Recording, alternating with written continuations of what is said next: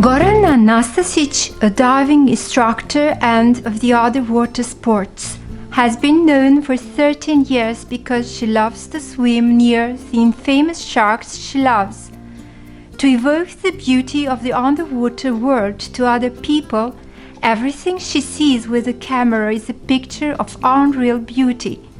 We talked to her about the Egyptian town of El Gouna, where she currently lives and works, how dangerous her job is, and whether she ever fears. My first free diving fins, I got it from my dad when I was 7.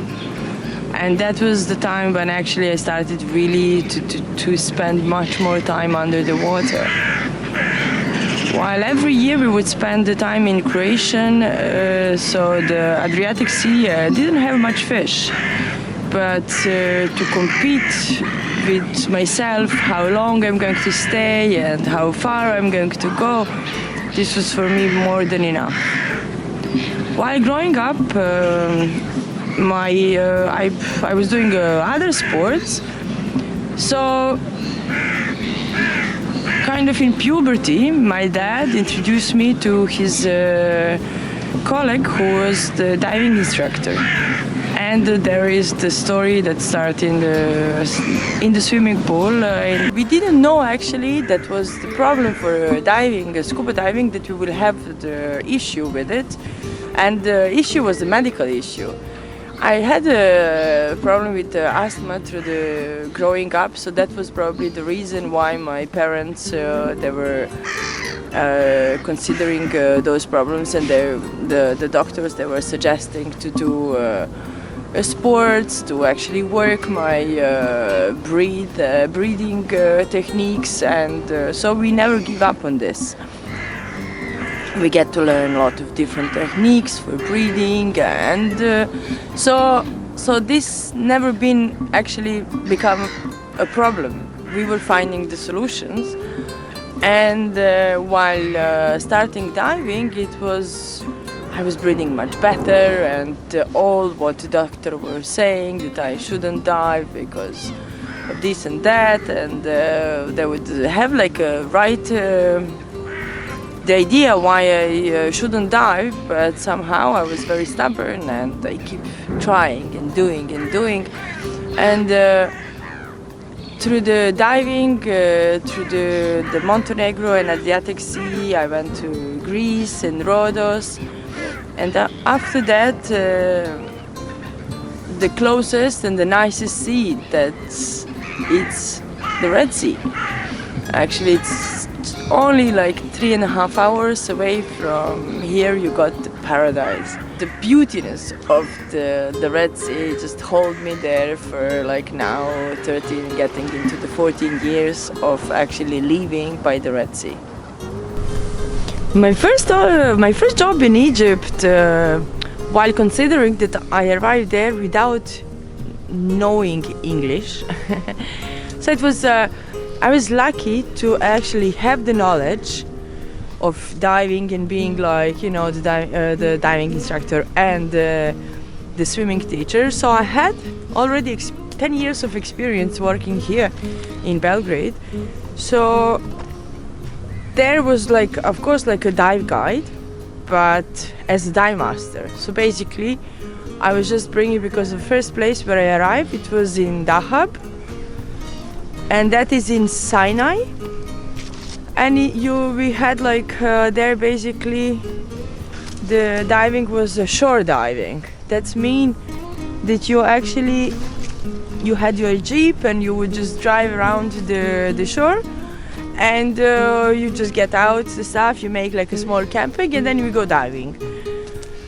And this is the way I started actually diving in Egypt.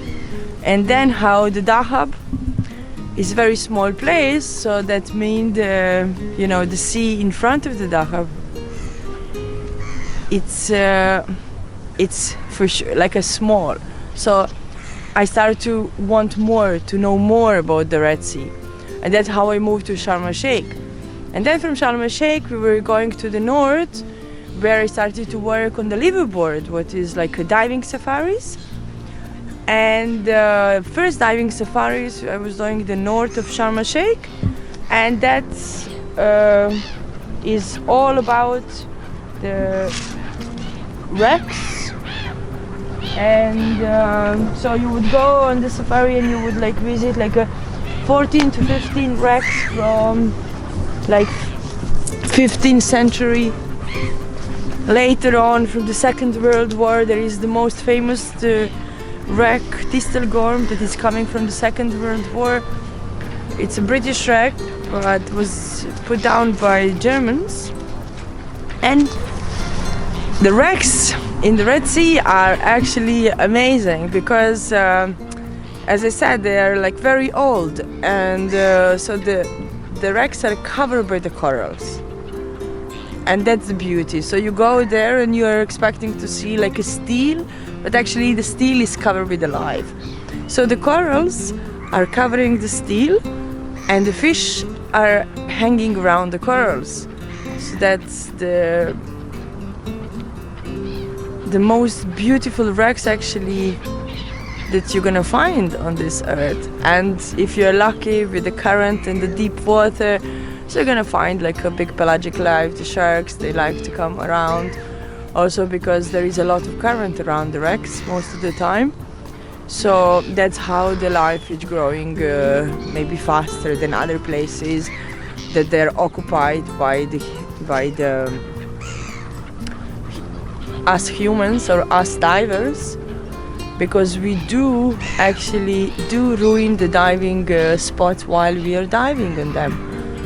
So that's why we need to really maintain the good buoyancy and to always think that we are not the only one and we are not going to come back to this. We have a different, let's say, the diving associations. So the different, they organize those courses in different way.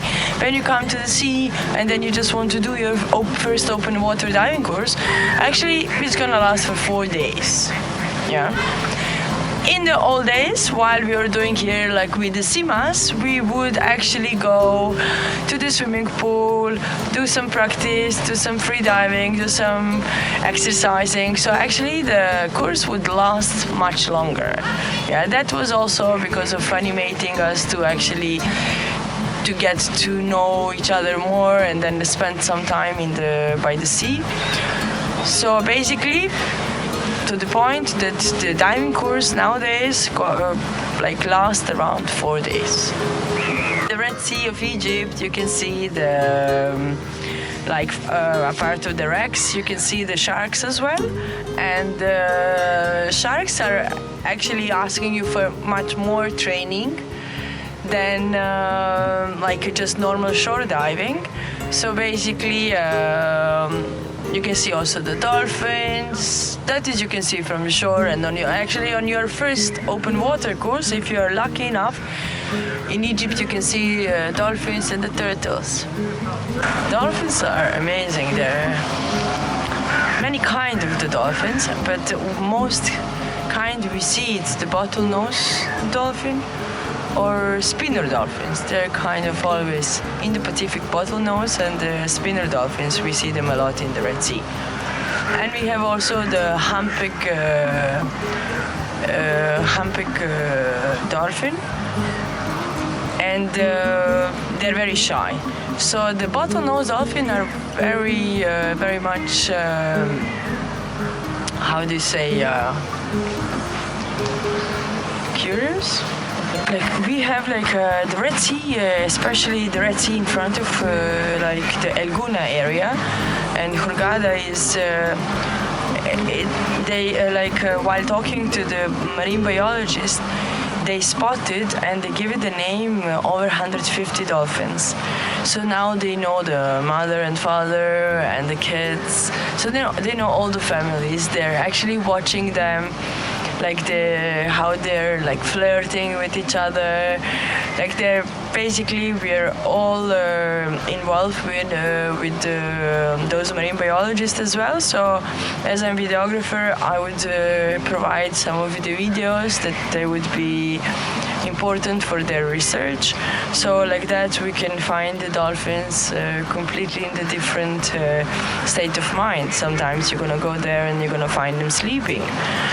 And as it's not really probably known, but the dolphins are sleeping while moving around.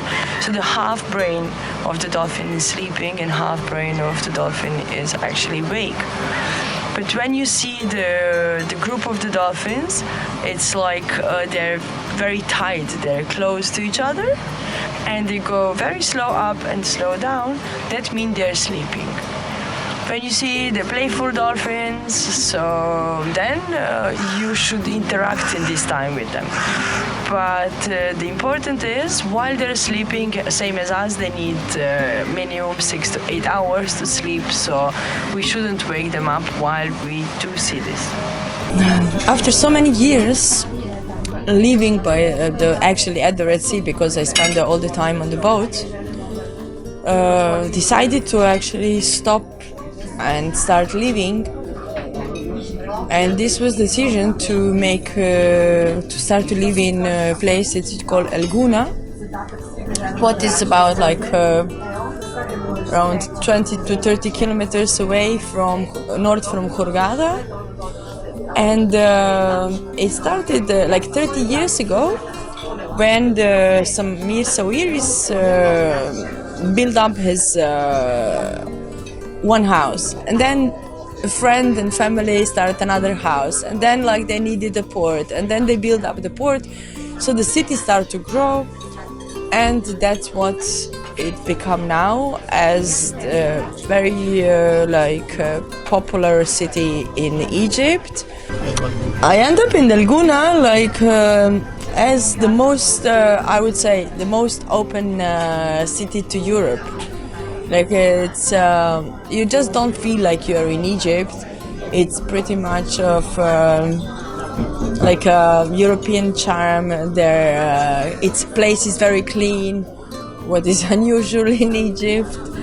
So yeah, it's a kind of a modern place with starting to get like a look of the city, proper city.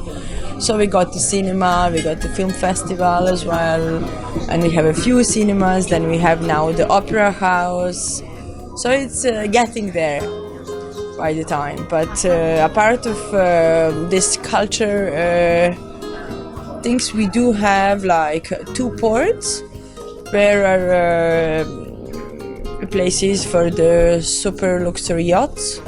So I would say the place is pretty luxury to compare to rest of Egypt. Interesting thing about this city, actually there are literally like a gate to get into the city. So not that anyone is not welcome, or some people are not welcome, but it's just like there is a gate. So when you cross this gate, you really come into the bubble. We call it a bubble. Why is a bubble? Because actually there the time stops. So there is so many kitesurf beaches where actually you just need a kite and a good kite instructor, so you can just go and learn the new sport, and like that you just feel younger 20 years. So that's the beauty of Elguna. The wind is like almost like 10 months per year, so it's literally heaven for the kite surfers. While I stop diving every day, or let's say like I stop working all the time, seasons on the liveaboard, Elguna was like a good place for me. As I become a diver, the kite surfer, is a lot of wind. So it's really nice to put together with the kite surfing. So while actually the kite surfing you need much stronger wind, so basically on the days when you have a strong wind you're gonna go kite surfing, then you have the lower wind, then you're gonna go sailing. while going sailing, you're actually gonna be able to see some dolphins as well, which is very nice way to see the dolphins, because the sailing boat, they don't disturb the dolphins, so they like to follow the boat, and that is really beautiful. One of the things what we have to always remember whenever we go on the diving trip, especially, I mean, not only especially wrecks, it's just about the whole reef. What is most important thing, actually, we shouldn't touch anything. We should just stop thinking of interfering into the ocean and the sea, and just looking after, because when we think, like usually I have this saying, what the nature can make for a century, the humans can destroy it in 1 decade. So one of the most important thing we have to remember whenever we go on the diving trip, or even when we decided to learn how to dive, we always, even if our diving instructor doesn't remind us on such a preserving the reef, we should tell them. And tell them what? Like, just don't touch anything. It's like, if you think that we do have the bacteria on our hands, and they have, like, our skin doesn't fit to the skin of the coral. So basically, the place where we touched, we kill the coral. So it's very important not to touch anything. And be aware of the way you move around. So that's, be aware of your fins. If you cannot maintain your buoyancy, just stay far away. Stay 2-3 meters away. So that's how we're gonna actually preserve the reefs and make them live longer. And for us and for our children to actually keep the reef healthy